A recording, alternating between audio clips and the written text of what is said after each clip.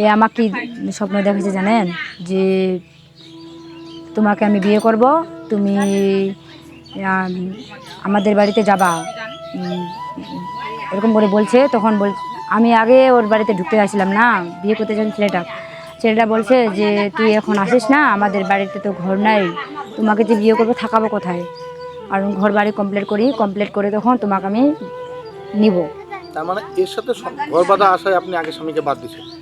বা আমার স্বামী তো আগে হ্যাঁ এর আশায়, এর স্বপ্ন দেখায়, এ আমাকে স্বপ্ন দেখাচ্ছে, তারপরে না ওর সংসার বাদ, এ তো আমার সংসার নষ্ট করছে, নাহলে তো ও আমাকে নিত, এর কারণে তো আমার সংসার নষ্ট। দিদি, এর তো অবস্থা দেখলাম তো মোটামুটি গরিব, ওই দাদার কি অবস্থা?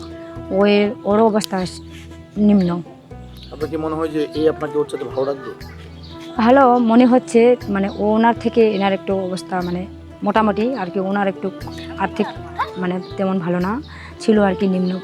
কিন্তু এখন যে প্রতিদিন রাতেবেলা বৃষ্টি হচ্ছে, এখন যে এরা বাড়িতে আপনাকে না ঢুকতে দেয়, এই বৃষ্টিতে আপনি কই থাকবেন, কই যাবেন? আমি এখানে থাকবো, এই বাইরে বৃষ্টিতে ভিজবো, বৃষ্টিতে ঝামেলা হবে তো আমার সাথে। ঝামেলা হলে আমি এখানে থাকবো, কিন্তু আমি আজকে আসছি ও বিয়ে করার জন্য, বিয়ে করব, সমাধান করব আশা করি। এর মানে হলো যে আপনার আগের স্বামীকে আপনি এর জন্য বাদ দিয়েছেন? বাদ দিছি এই এনার কারণে, এই ছেলেটার কারণে, এই ছেলেটা আমার জীবন নষ্ট।